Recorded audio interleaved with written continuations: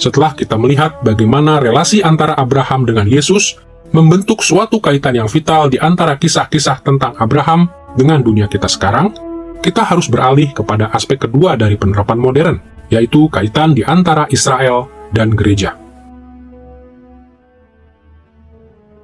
Kita harus selalu ingat bahwa ketika Musa pertama kali menyusun catatannya tentang kehidupan Abraham, ia menulis tentang hal-hal ini untuk mendorong orang Israel untuk meninggalkan Mesir dan menduduki tanah perjanjian. Mereka harus menemukan latar belakang historis dari visi ini di dalam kehidupan Abraham. Mereka harus mewujudkannya dengan menemukan berbagai contoh yang harus diikuti dan ditolak di dalam kisah-kisah kehidupan Abraham. Dan mereka bahkan harus melihat bayangan-bayangan dari pengalaman mereka di dalam kehidupan Abraham. Dengan alasan ini, jika kita ingin melihat bagaimana kisah-kisah Abraham berlaku untuk dunia modern, kita harus mengingat apa yang diajarkan oleh Perjanjian Baru tentang berbagai kaitan di antara bangsa Israel yang mengikut Musa dengan gereja Kristen masa kini.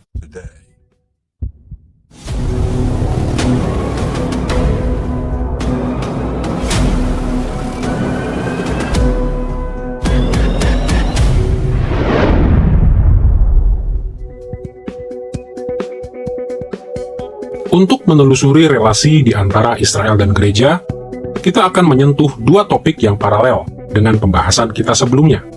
Pertama, kita akan menelusuri lebih lanjut tema keturunan Abraham dalam penerapannya kepada bangsa Israel dan kepada gereja Kristus. Dan kedua, kita akan melihat bagaimana tema keturunan Abraham ditampilkan di dalam keempat tema utama dari kisah-kisah kehidupan Abraham. Mari kita lihat dahulu tentang Israel dan gereja sebagai keturunan Abraham.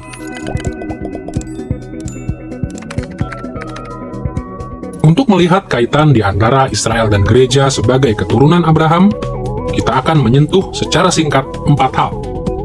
Pertama, kita akan melihat jumlah yang sangat besar dari keturunan Abraham. Kedua, kita akan membahas identitas etnis dari keturunannya. Ketiga, kita akan berfokus pada karakter rohani dari keturunan Abraham. Dan keempat, kita akan melihat situasi historis dari keturunan Abraham. Perhatikan terlebih dahulu jumlah yang sangat besar dari keturunan Abraham.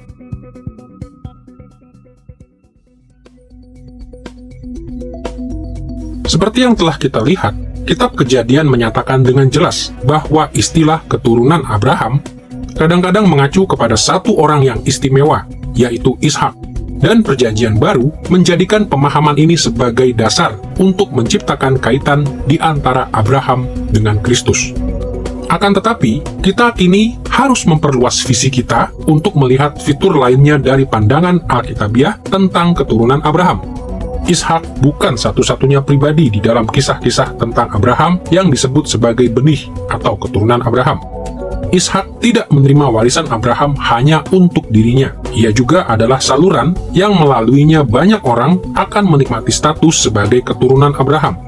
Karena alasan ini, berulang kali Musa berbicara tentang bangsa Israel sebagai keturunan Abraham. Dan dengan cara yang serupa, ketika kita menerapkan kisah-kisah Abraham kepada dunia modern kita, walaupun sangat penting untuk mengingat bahwa Kristus adalah benih Abraham yang paling istimewa dalam Perjanjian Baru, kita juga harus mengingat bahwa gereja Kristen adalah keturunan Abraham.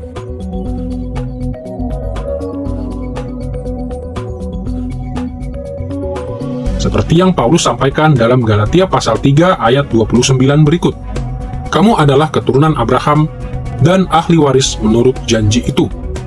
Seperti yang Paulus tegaskan di dalam nas ini, kita dihubungkan dengan Abraham karena kita dipersatukan dengan Kristus.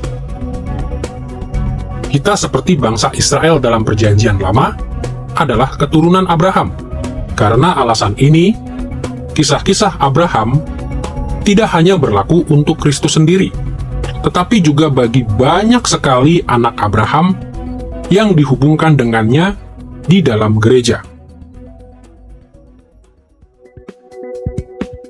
Melampaui fakta bahwa keturunan Abraham adalah orang Israel dalam Perjanjian Lama dan gereja Kristen masa kini, kita juga perlu berkomentar tentang identitas etnis dari keturunan Abraham dalam Perjanjian Lama dan Perjanjian Baru.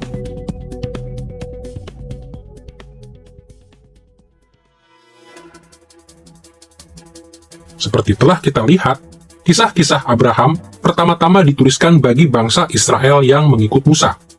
Walaupun tentu saja benar bahwa mayoritas yang sangat besar dari pendengar aslinya terdiri dari etnis orang Yahudi, yaitu keturunan jasmaniah dari Abraham, adalah suatu kekeliruan jika kita berpikir bahwa pendengar aslinya sepenuhnya adalah atau murni adalah orang Yahudi. Sejumlah besar orang yang mengikut Musa adalah campuran dari orang-orang Yahudi dan bangsa-bangsa lain yang telah diterima sebagai orang Israel. Akibatnya, pada beberapa kesempatan, Kitab Suci menegaskan bahwa pendengar asli Kitab Kejadian bukan hanya orang Yahudi. Sebagai contoh, perhatikan bagaimana mereka yang mengikut Musa dijelaskan di dalam Keluaran pasal 12 ayat 38 berikut. Juga banyak orang dari berbagai-bagai bangsa turut dengan mereka. Lagi sangat banyak ternak, kambing, domba, dan lembu sapi. Perhatikan di sini bahwa di antara orang Israel terdapat orang dari berbagai-bagai bangsa. Kelompok ini terdiri dari orang-orang bukan Yahudi yang telah bergabung dengan orang Israel dan meninggalkan Mesir bersama mereka. Kelompok ini disebutkan di dalam beberapa kesempatan dalam Kitab Suci. Dalam cara yang serupa, bagian-bagian yang kemudian dari Perjanjian Lama menyatakan bahwa orang-orang bukan Yahudi yang terkenal, seperti Rahab dan Ruth, dicangkokkan kepada Israel di dalam generasi-generasi yang kemudian. Dan silsilah-silsilah di dalam 1 Tawarikh pasal 1 sampai pasal 9 mencantumkan nama-nama orang bukan Yahudi di antara umat Allah. Jadi kita melihat bahwa keturunan Abraham yang pertama-tama dituju oleh Musa saat ia menuliskan kisah-kisah tentang Abraham itu terdiri dari etnis yang beragam. Kelompok ini mencakup keturunan-keturunan jasmaniah dari Abraham serta orang-orang bukan Yahudi yang telah diadopsi ke dalam keluarga Israel. Kedua kelompok ini belajar tentang masa depan mereka di Tanah Perjanjian melalui kisah-kisah Abraham. Dalam cara yang serupa, gereja Kristen pada masa kini terdiri dari etnis yang beragam. Gereja ini terdiri dari orang-orang Yahudi yang mengklaim Kristus sebagai Tuhan mereka, serta orang-orang bukan Yahudi yang telah diadopsi ke dalam keluarga Abraham karena mereka pun mengklaim Kristus sebagai Tuhan. Yang pasti, seperti yang telah dinyatakan oleh sejarah, gereja Perjanjian Baru dalam perkembangannya telah memiliki lebih banyak orang bukan Yahudi yang diadopsi ketimbang orang Yahudi yang menjadi penggenapan. Namun, keragaman etnis dari keturunan Abraham tetap menjadi realitas pada saat ini, seperti halnya dalam Perjanjian Lama. Jadi, sebagaimana kisah-kisah Abraham pertama-tama diberikan kepada orang Yahudi dan orang bukan Yahudi yang diperhitungkan sebagai keturunan Abraham, kita harus siap untuk menerapkan kisah-kisah Abraham kepada orang Yahudi dan bukan Yahudi pada masa kini yang kini diperhitungkan sebagai keturunan Abraham karena mereka ada di dalam gereja di seluruh dunia. Ini merupakan aspek penerapan modern yang sangat penting, karena begitu banyak orang Kristen telah mendukung ajaran yang salah, bahwa janji-janji yang diberikan kepada Abraham hanya bisa diterapkan kepada etnis Yahudi di masa kini. Di dalam pandangan ini, Allah telah membuat suatu program yang terpisah bagi orang-orang percaya yang bukan Yahudi. Selain beberapa prinsip rohani yang ada di sana-sini, orang percaya yang bukan Yahudi bukanlah ahli-ahli waris atas janji-janji yang diberikan kepada Abraham.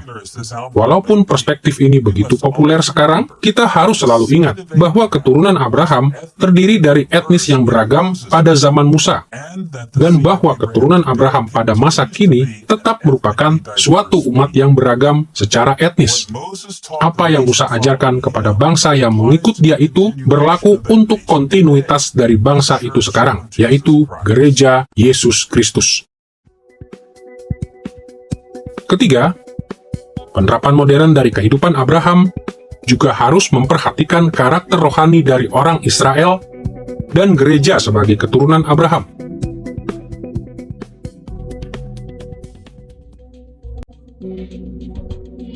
Seperti telah kita lihat, Perjanjian Lama menyebut bangsa Israel yang kelihatan sebagai keturunan Abraham, sebagai keturunan kolektif dari Abraham. Tetapi kita perlu menyadari bahwa ada keragaman rohani di dalam bangsa Israel yang kelihatan itu. Di dalamnya ada orang yang tidak percaya maupun orang percaya yang sejati. Catatan Perjanjian Lama menyatakan dengan sangat jelas bahwa banyak di antara pria, wanita, dan anak-anak di dalam bangsa Israel tidak benar-benar percaya, tapi yang lainnya adalah orang percaya yang sejati yang mempercayai janji-janji Allah. Yang pasti, setiap orang di Israel, baik orang-orang yang percaya maupun yang tidak percaya, menerima banyak berkat-berkat khusus yang sementara dari Allah. Mereka semua telah dilepaskan dari perbudakan di Mesir, mereka semua telah dibawa ke dalam suatu relasi perjanjian dengan Allah di Sinai, mereka semua telah memiliki banyak kesempatan untuk beriman, dan mereka semua telah ditawari untuk memasuki tanah perjanjian. Akan tetapi, ada banyak perbedaan yang penting juga. Di satu pihak, orang-orang yang tidak percaya di antara bangsa Israel menunjukkan keadaan hati mereka yang sesungguhnya dengan ketidaksetiaan. Dan kisah-kisah Abraham dirancang untuk memanggil mereka kepada pertobatan yang sejati dan iman yang menyelamatkan. Di pihak lain, orang-orang percaya yang sejati di antara orang Israel mempercayai janji-janji Allah dan mendemonstrasikan keadaan hati mereka yang sesungguhnya dengan kesetiaan mereka. Kisah-kisah tentang Abraham dirancang untuk mendorong orang-orang percaya yang sejati ini agar bertumbuh di dalam iman mereka. Oleh karena ketidaksetiaan mereka, orang-orang yang tidak percaya di antara orang Israel hanya menerima berkat-berkat yang sementara. Akan tetapi, di dalam kekekalan, mereka akan menerima penghakiman kekal Allah yang final. Orang-orang percaya yang sejati itulah yang merupakan keturunan Abraham yang sejati, keturunan-keturunan rohaninya, anak-anak yang tidak hanya menikmati banyak berkat yang sementara, tetapi yang pada suatu hari kelak akan menerima berkat-berkat abadi dari warisan Abraham di dalam langit yang baru dan bumi yang baru. Paulus membela perspektif ini dengan agak tegas di dalam Roma pasal 9 ayat 6-8. Perhatikan apa yang ia katakan di sana. Sebab tidak semua orang yang berasal dari Israel adalah orang Israel, dan tidak semua yang terhitung keturunan Abraham adalah anak Abraham. Tetapi, yang berasal dari Ishak yang akan disebut keturunanmu. Artinya, bukan anak-anak menurut daging adalah anak-anak Allah, tetapi anak-anak perjanjian yang disebut keturunan yang benar.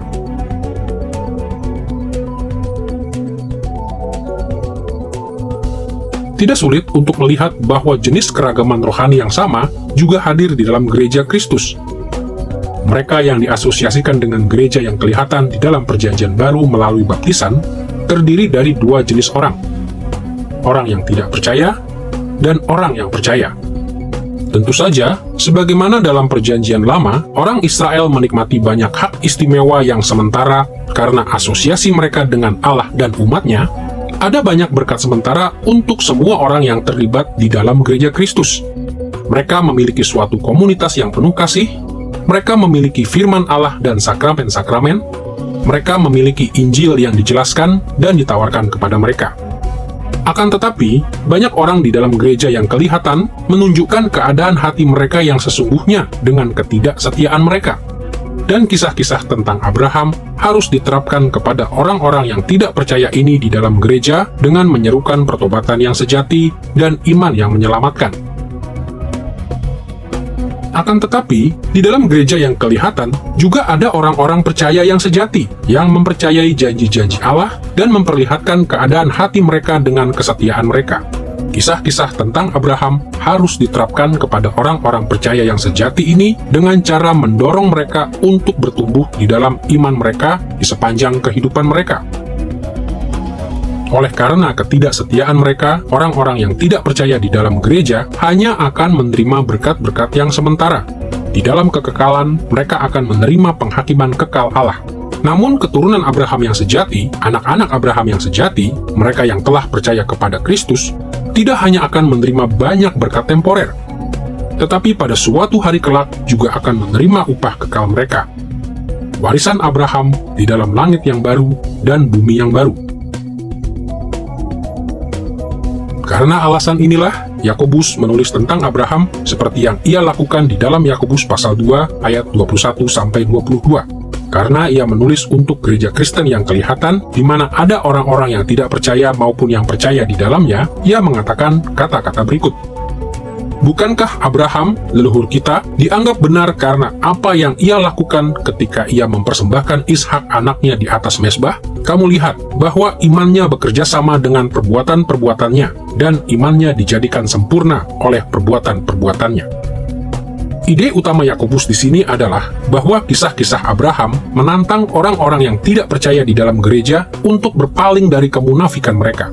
Dan kisah-kisah ini mendorong orang-orang percaya yang sejati di dalam gereja untuk terus mengekspresikan iman mereka melalui kehidupan yang setia. Dan kita harus mengikuti teladan Yakobus untuk mengenali keragaman rohani di dalam gereja masa kini, sementara kita membuat penerapan modern dari kisah-kisah Abraham.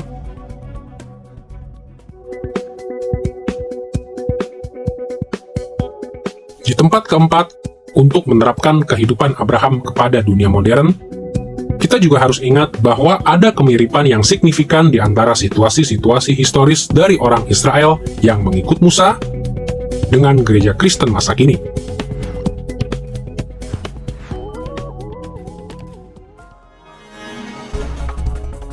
Ingatlah bahwa Musa menulis tentang kehidupan Abraham kepada orang Israel yang sedang menempuh suatu perjalanan.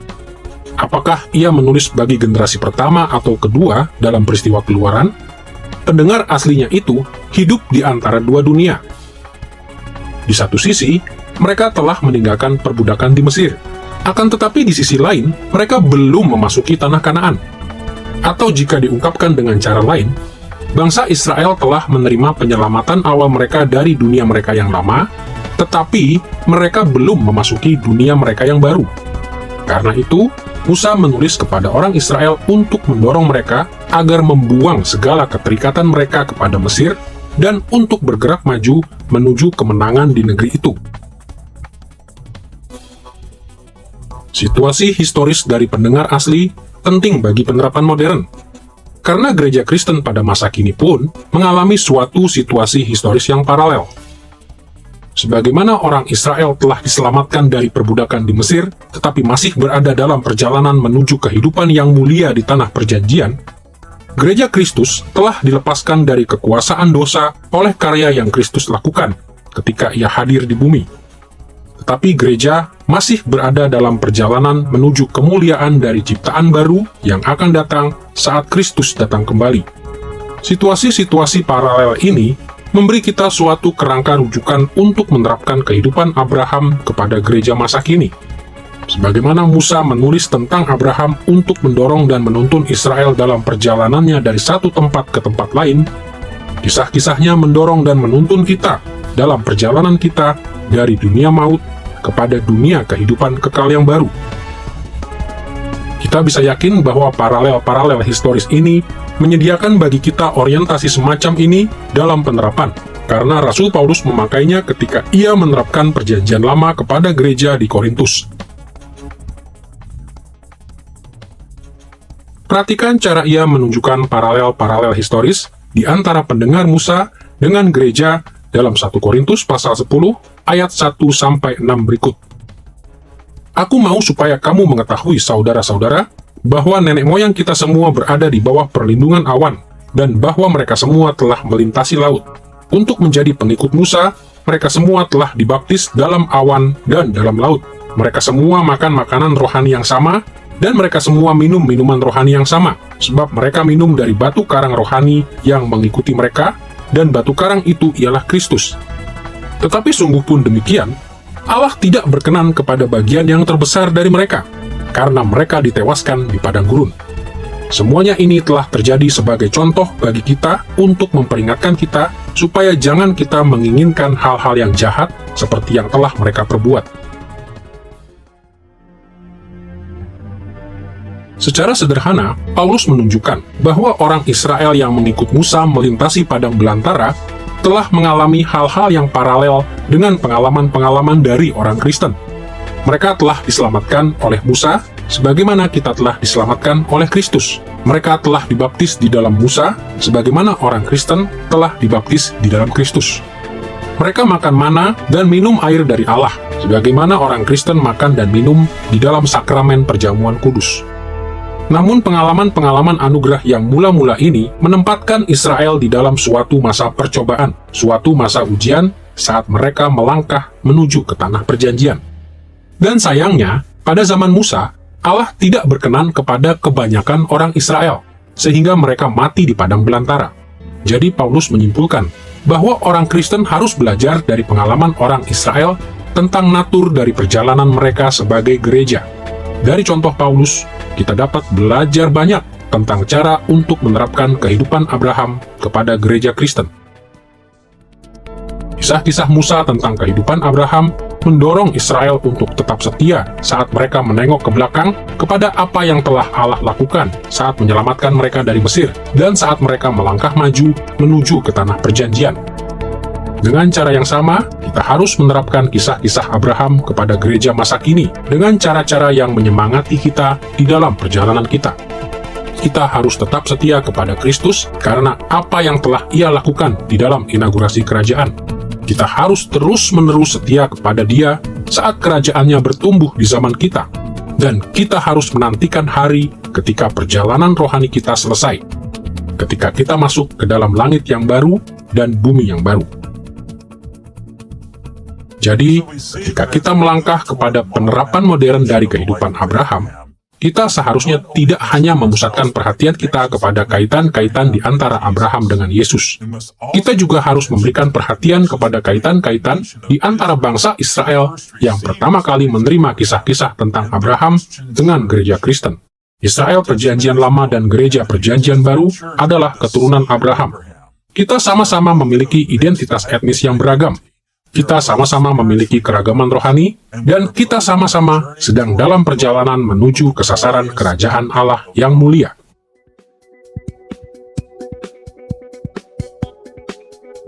Setelah melihat bahwa kisah-kisah kehidupan Abraham dapat diterapkan kepada gereja Kristen sebagai kelanjutan dari keturunan Abraham di dalam dunia saat ini, kita juga harus melihat bagaimana proses penerapan ini menyentuh 4 tema utama dari pasal-pasal yang membahas kehidupan Abraham. Apa saja yang dikatakan oleh motif-motif ini tentang kehidupan kita sehari-hari di dalam Kristus? Ingatlah bahwa kisah-kisah tentang Abraham menyentuh 4 hal utama. Anugerah ilahi, kesetiaan Abraham, berkat-berkat Allah kepada Abraham, dan berkat-berkat Allah melalui Abraham. Di dalam pelajaran-pelajaran berikutnya, kita akan menunjukkan berulang kali bagaimana tema-tema ini berbicara bagi kehidupan kita sebagai keturunan Abraham. Saat ini, kita akan secara singkat menawarkan beberapa petunjuk umum yang perlu kita ikuti. Perhatikan terlebih dahulu tema tentang anugerah ilahi. Allah menunjukkan belas kasihan yang besar kepada Abraham, tidak hanya di awal kehidupannya, tetapi setiap hari di dalam keberadaannya di bumi.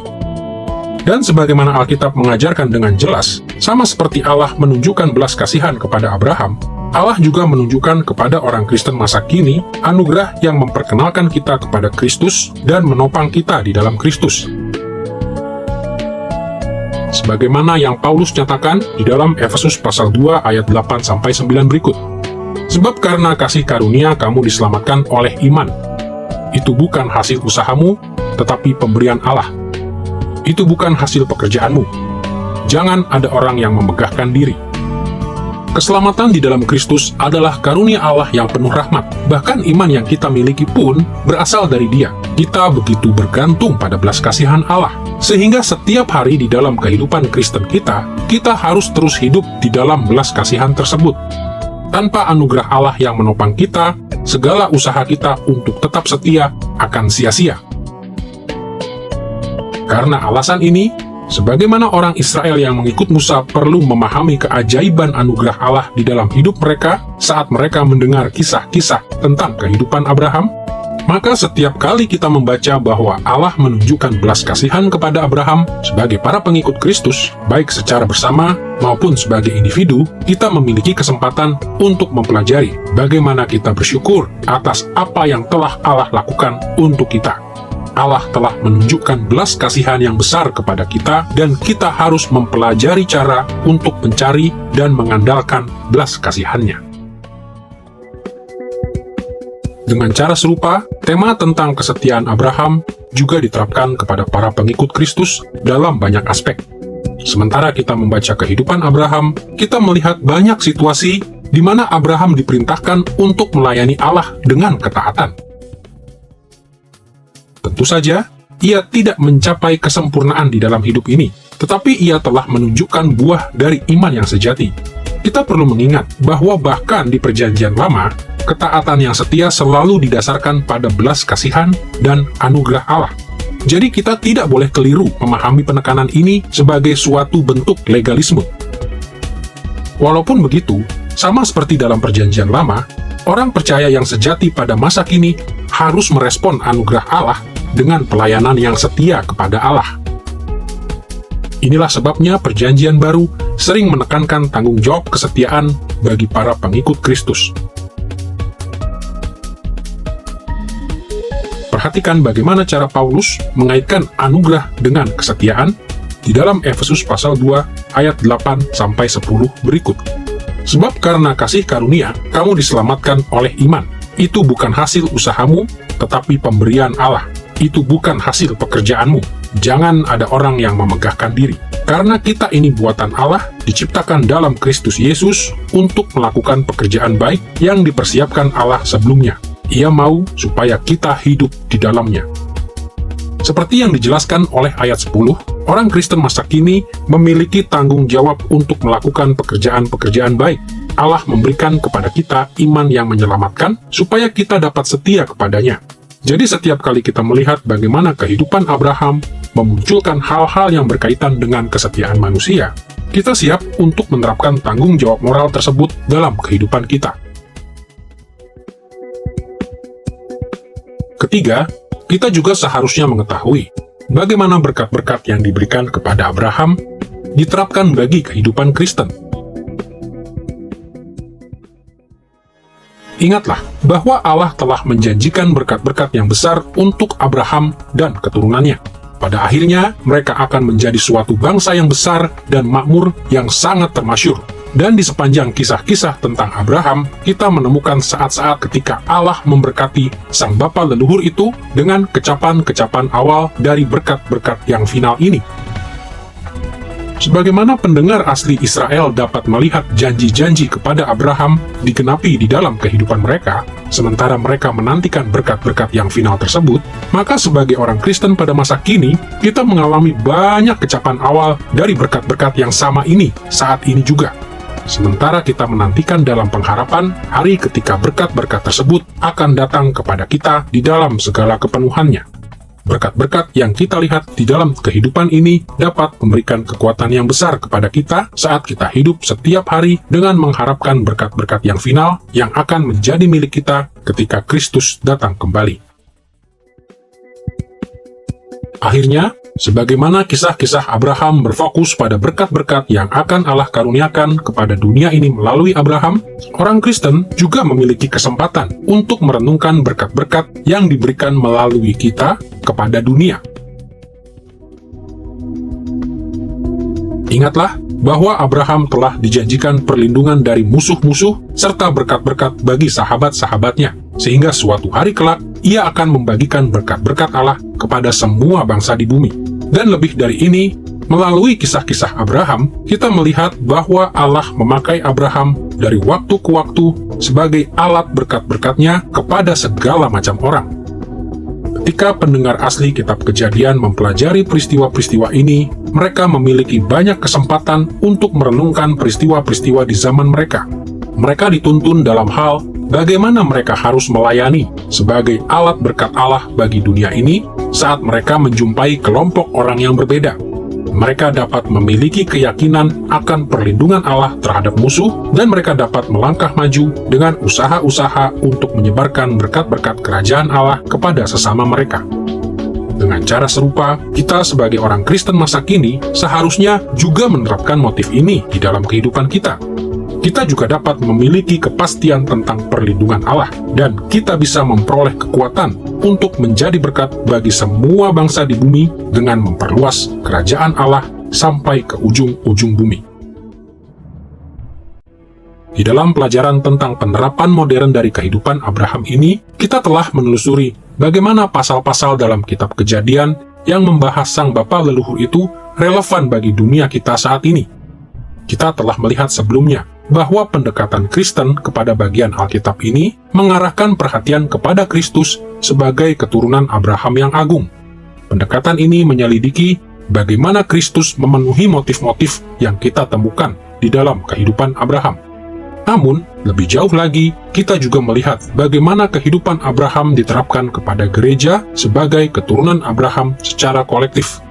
Bagaimana pria, wanita, dan anak-anak di dalam Kristus harus hidup menurut ajaran-ajaran dari bagian Alkitab ini.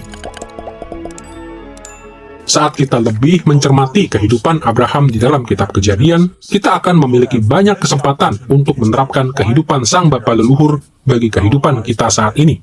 Kita akan mendapati bahwa catatan Musa tentang bapa Abraham tidak hanya menarik hati kita kepada sang bapa leluhur, tetapi juga kepada Kristus sebagai keturunan Abraham, dan kepada keajaiban bahwa di dalam Kristus kita pun adalah anak-anak Abraham dan ahli-ahli waris dari janji-janji yang diberikan kepada Abraham.